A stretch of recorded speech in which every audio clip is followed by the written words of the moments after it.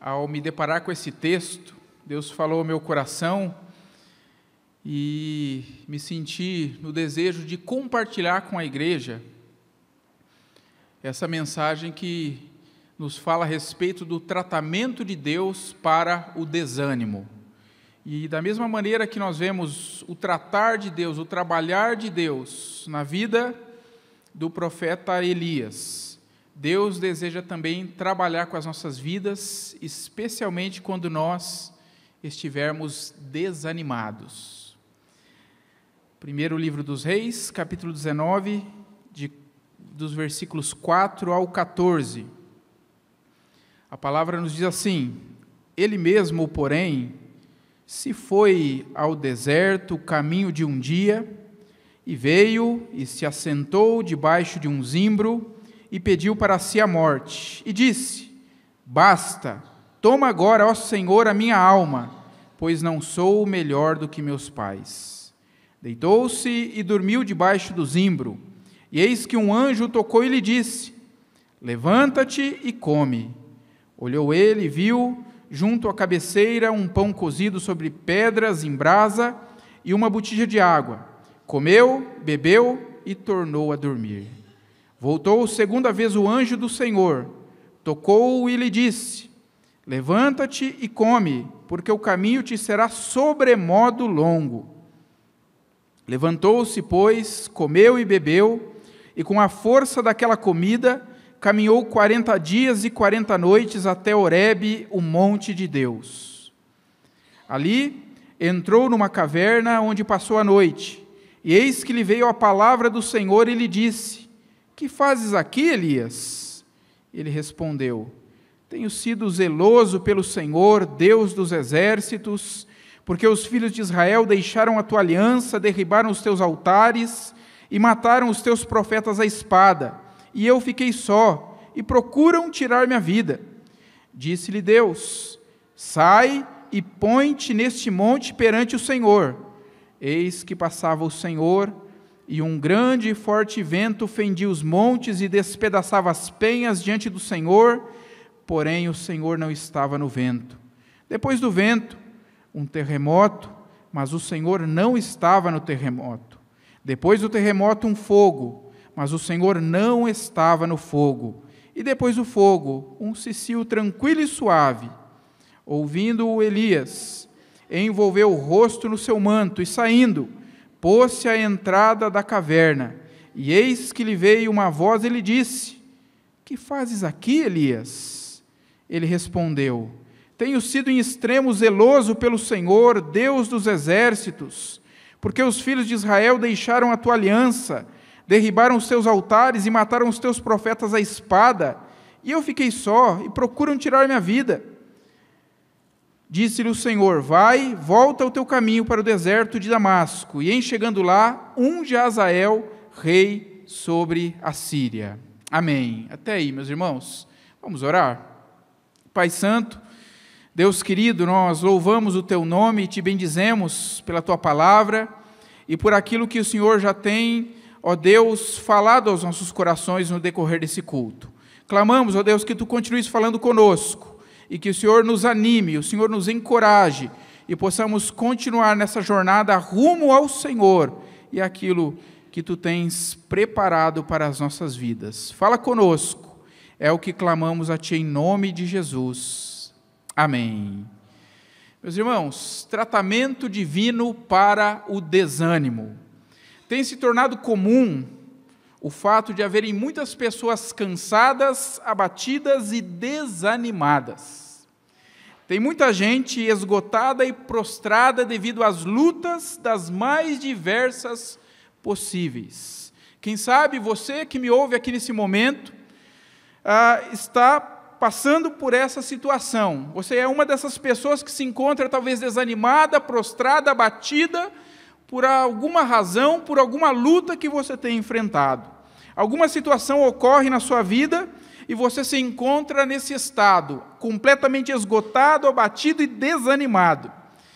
É exatamente isso que estava acontecendo com o profeta Elias. É até inacreditável nós pensarmos nisso, Mas a história nos diz que após uma vitória tremenda contra os 450 profetas de Baal, Elias ele foge temendo pela sua vida, e ele corre por causa da ameaça de uma única mulher, a rainha Jezabel, que o ameaçara, dizendo que o mataria da mesma forma que lhe deu cabo dos 450 profetas de Baal. O problema é que não ficou apenas nesse temor e nessa fuga do profeta, mas Elias escorregou de um desânimo para um esgotamento físico, mental, espiritual e para um abatimento terrível.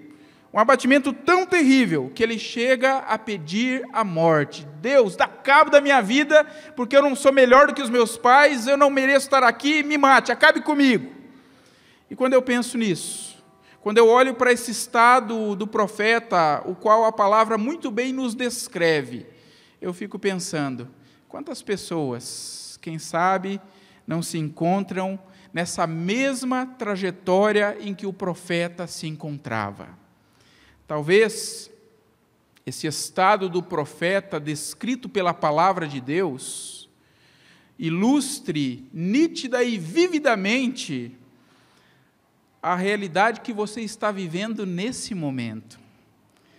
Mas o que consola e conforta o nosso coração é que Deus tratou com o seu profeta, Deus tratou com esse homem.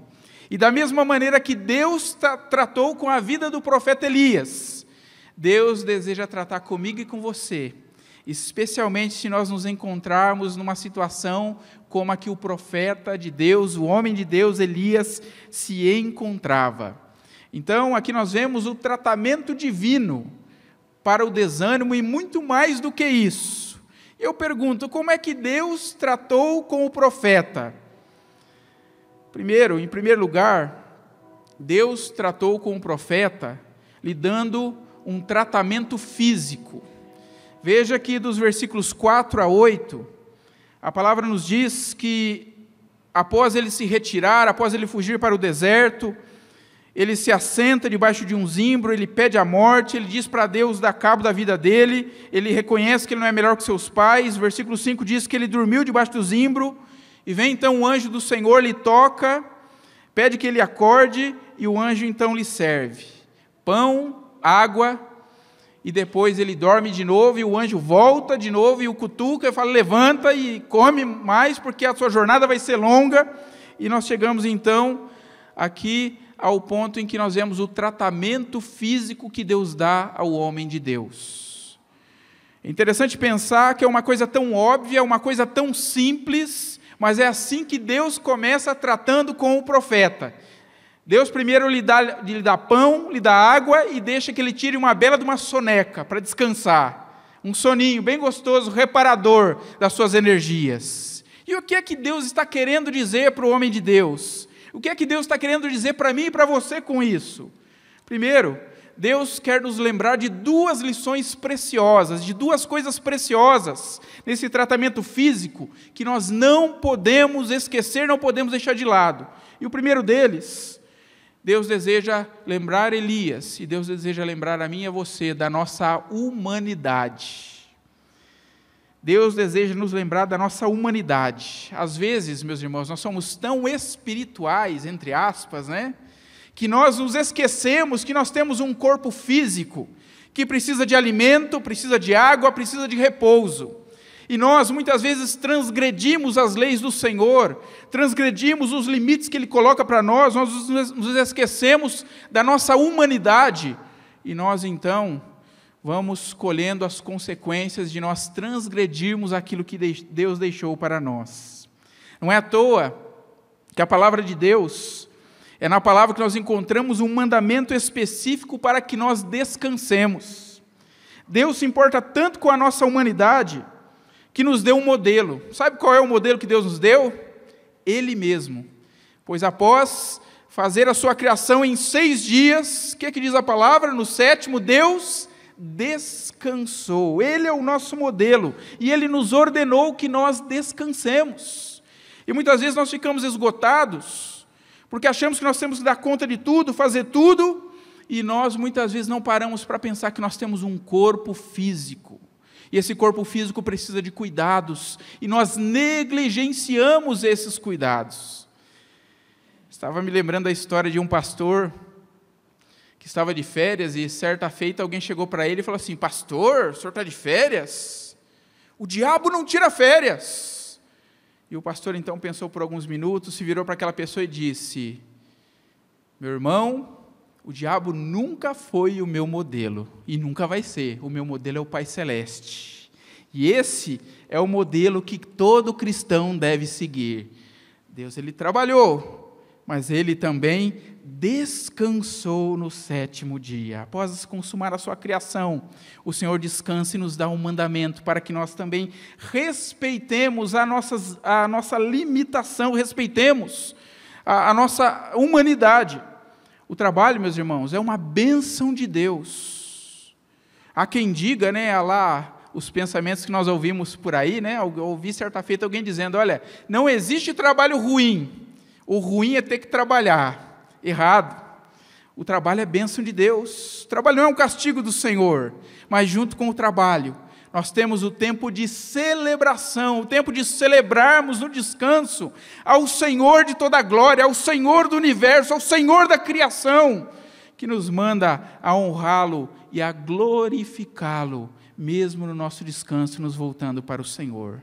É no descanso, é o tempo em que nós celebramos a Deus pela dádiva da vida, pela dádiva do trabalho, e nós nos regozijamos nele.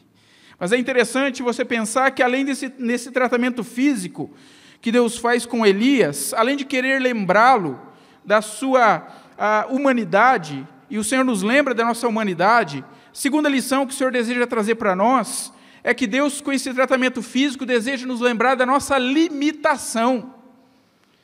Deus deseja que nós nos lembremos que nós somos limitados. Eu não sei se você vai ficar frustrado com essa notícia, mas eu tenho uma notícia muito ruim para te dar nessa noite. Super-homens e mulheres maravilha não existem. Nós não somos super-homens. Nós somos limitados. Nós temos um limite. Não é à toa que a palavra de Deus, no Salmo 103, versículo 14, sabe o que diz lá? Ela nos diz assim, que o Senhor conhece a nossa estrutura e sabe que nós somos o quê? O que é que nós somos, meus irmãos? Nós somos pó. Somos pó. É a ideia daquele pastor que pregou na igreja. Eu já contei isso aqui para vocês, mas não se aveste não, que a minha esposa já ouviu isso umas 59 vezes, agora é 60. Aquele pastor que pregou na igreja, e ele enfatizou tanto essa questão da limitação humana, tanto a questão de que nós somos pó, que ao final ele coloca o diácono para orar, e o diácono vai orar e vai dizer: Senhor, abençoa o teu servo que é pó, abençoa a esposa do teu servo que é pó, abençoa os filhinhos do teu servo que é pozinho. Enfim, Senhor, abençoa a poeirada toda da tua igreja. Nós somos pó. Só que é interessante que, onde a palavra diz que nós somos pó, é um salmo que fala inteirinho acerca da misericórdia de Deus. E esse Deus misericordioso, o mesmo Deus que tem tratado com a vida do profeta Elias no seu físico, é o Deus que deseja tratar comigo e com você, se porventura nós estivermos esgotados, exauridos, cansados, quem sabe escorregando para um desânimo crônico e até coisas piores.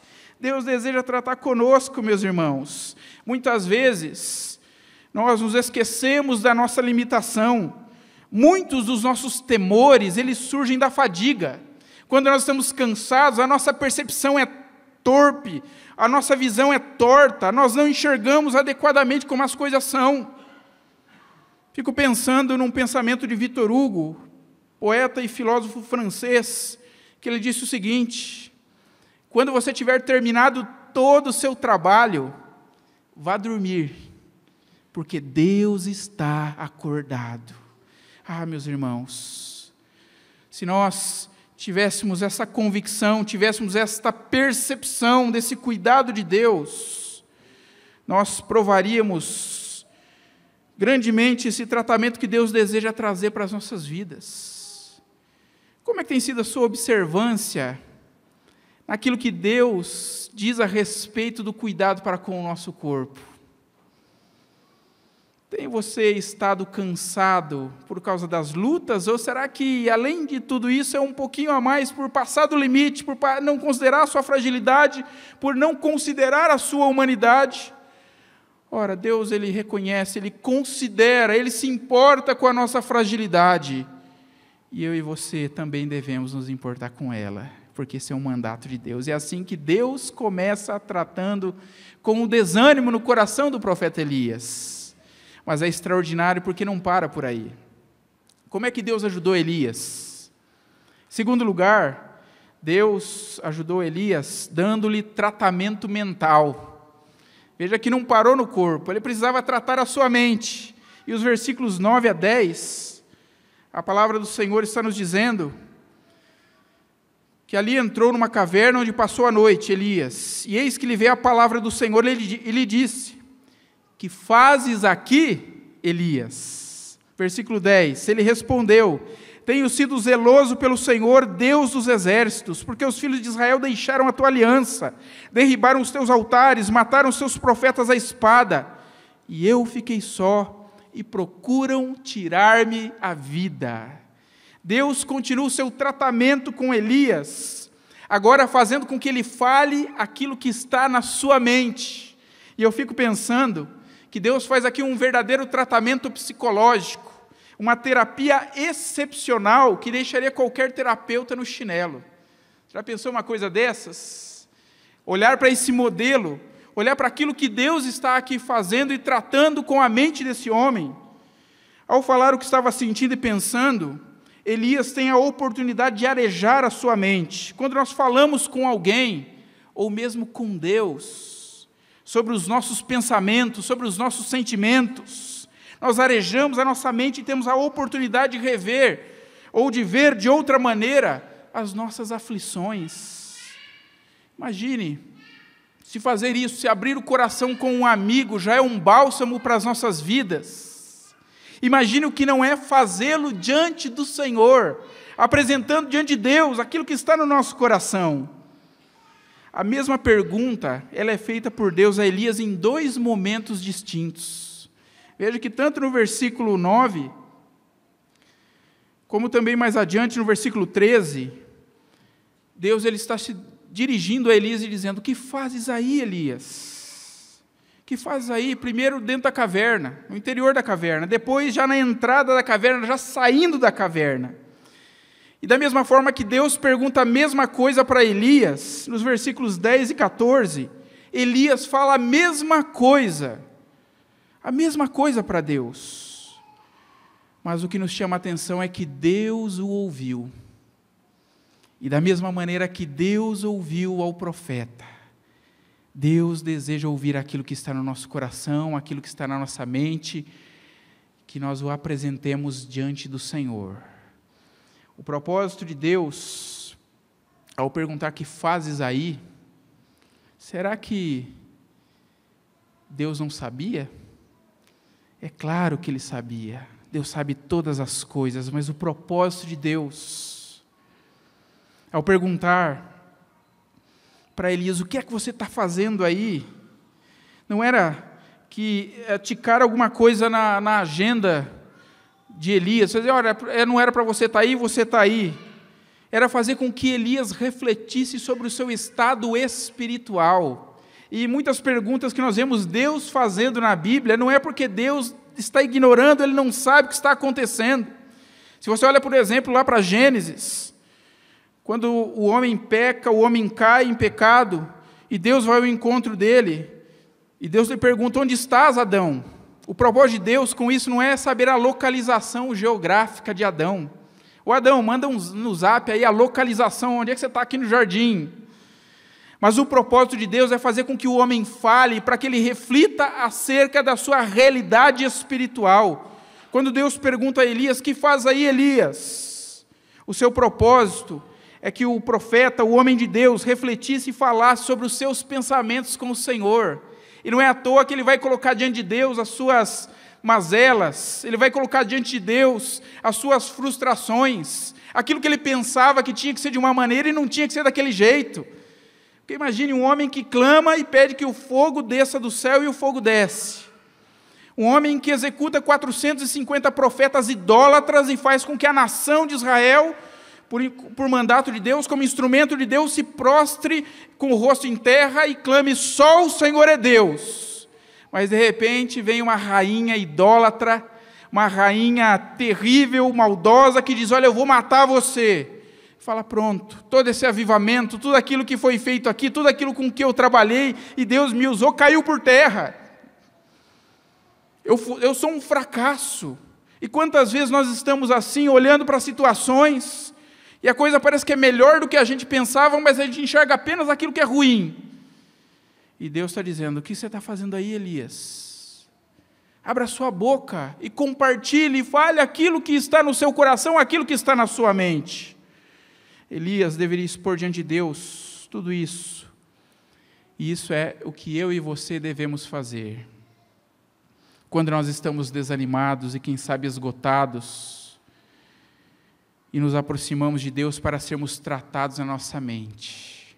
Abrirmos a nossa mente, abrirmos o nosso coração, abrirmos a nossa boca e compartilharmos com o Senhor. A mesma pergunta feita por Deus a Elias é a pergunta que Deus tem feito ao meu e ao seu coração nessa noite. Se porventura você encontra-se nesse estado, o que é que você está fazendo aí, filho meu? O que é que você está fazendo aí, minha filha? Abra sua boca e compartilhe, areje a sua mente, o seu coração diante do Senhor. Nas cavernas de desânimo, Deus tem nos questionado para que nós falemos a Ele e sejamos tratados na nossa mente. Mas, meus irmãos, como é que Deus ajudou Elias? Vimos que ele já tratou o seu físico e tratou a sua mente. Mas Deus ajudou Elias, em terceiro lugar, tratando com ele também espiritualmente. Deus lhe deu tratamento espiritual.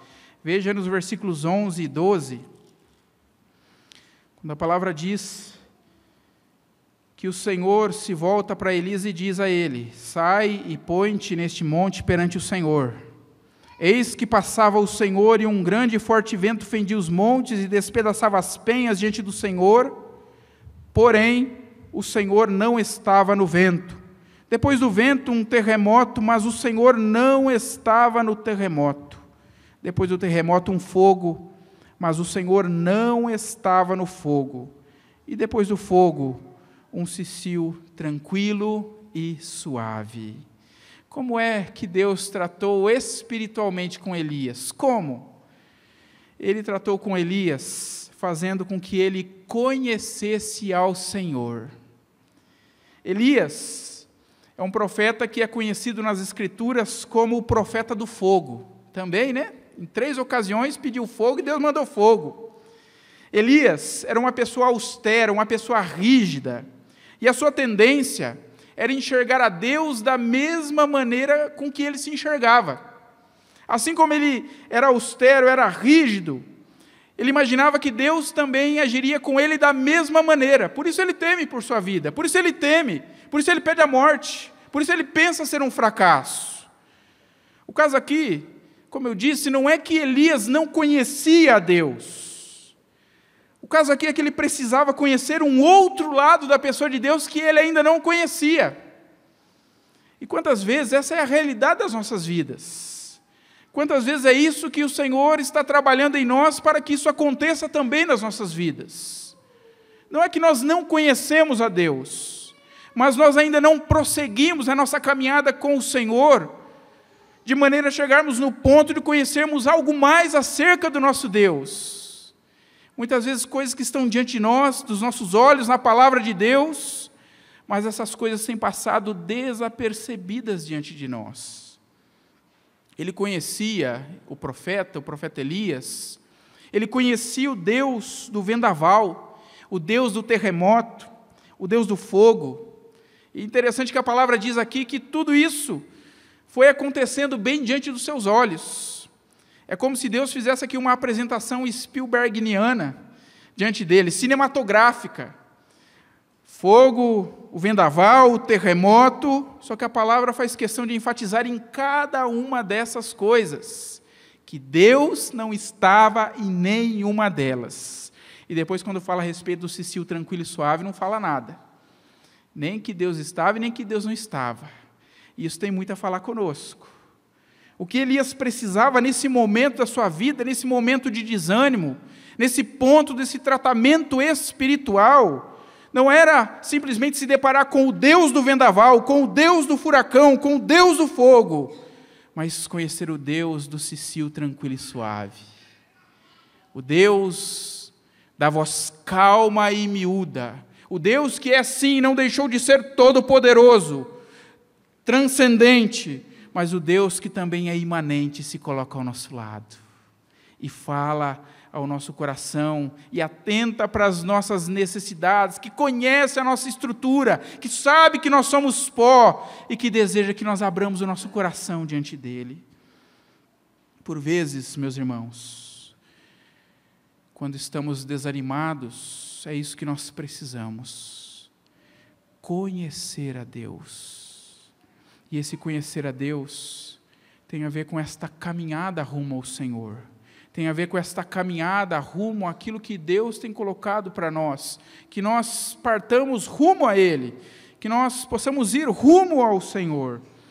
Aí em 1 de João 2, 12 e 14, falamos isso hoje pela manhã na escola dominical, lá falamos de um caminho de maturidade, em que nós enxergamos 3 grupos de cristãos, os filhinhos, os jovens e os pais. Os filhinhos são aqueles que estão admirados com o perdão dos pecados que têm em Cristo Jesus. Os jovens são aqueles que caminharam um pouquinho mais, e além da sua admiração com o perdão dos pecados, eles têm uma admiração também pelo poder de Deus sobre as suas vidas, que lhes dá vitória sobre o maligno. Mas os pais são aqueles que caminharam um pouco mais, são aqueles que são mais maduros. Eles se admiram, eles louvam a Deus pelo perdão dos pecados. Eles glorificam, estão admirados ainda pelo poder que Deus lhes confere para que eles vençam as artimanhas do maligno. Mas o deslumbre maior que os pais têm é porque eles conhecem o Pai. Não é simplesmente pelas bênçãos maravilhosas e extraordinárias de Deus, mas o seu deslumbre é pelo conhecimento de quem é Deus. Você conhece ao Senhor? Você conhece a Deus na intimidade? A verdadeira maturidade cristã encontra-se quando estamos deslumbrados em conhecer intimamente o Pai. Nesse tratamento espiritual que Deus concede ao profeta Elias,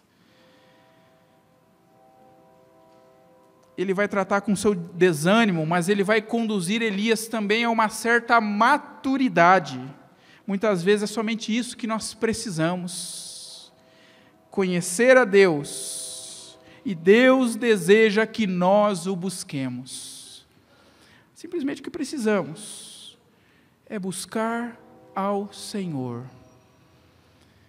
Estava ouvindo uma pregação, um trechinho de uma pregação do reverendo Augustus Nicodemos, e justamente nesse trechinho ele contava uma experiência pessoal.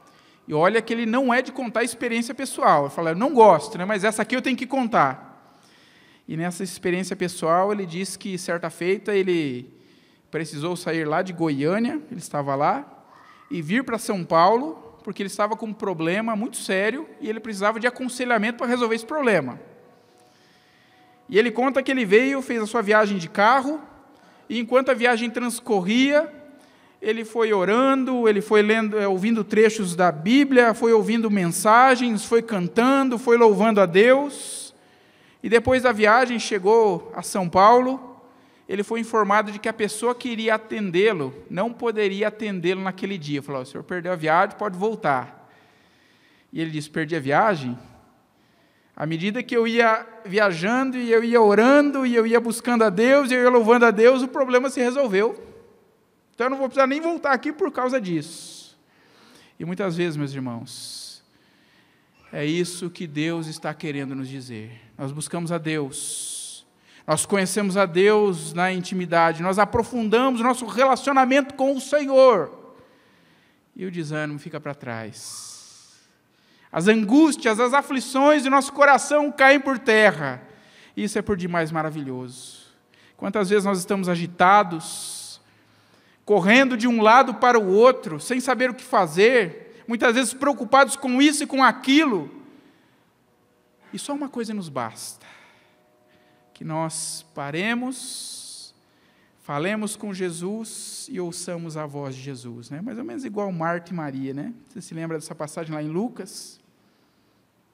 Marta estava lá agitada, correndo para lá e para cá, e incomodada com Maria, que estava aos pés de Jesus, fala: mestre, manda que ela vá trabalhar comigo também. E Jesus fala: não, Marta, você anda agitada, correndo de um lado e para o outro. Só uma coisa você precisa: Maria escolheu a melhor, e essa não vai ser tirada dela, não. Como que dizendo para Marta: junte-se a nós. Quem sabe o Senhor esteja dizendo ao seu coração, em meio a todo esse desânimo, em meio a todo esse esgotamento que você tem vivido: junte-se ao Senhor. Só uma coisa te basta: que você se assente aos pés do Senhor, para ouvir dele e para conhecê-lo na intimidade. Concluindo, meus irmãos, como é que Deus ajudou Elias? Em primeiro lugar, Deus lhe deu tratamento físico. Em segundo lugar, Deus lhe deu tratamento mental. Em terceiro lugar, Deus lhe deu tratamento espiritual. Se você se encontra desanimado, cansado, abatido, Deus tem tratamento para a sua vida. Você está cansado? Você está sobrecarregado? Você está desanimado, precisando de alívio, precisando de descanso para a sua alma?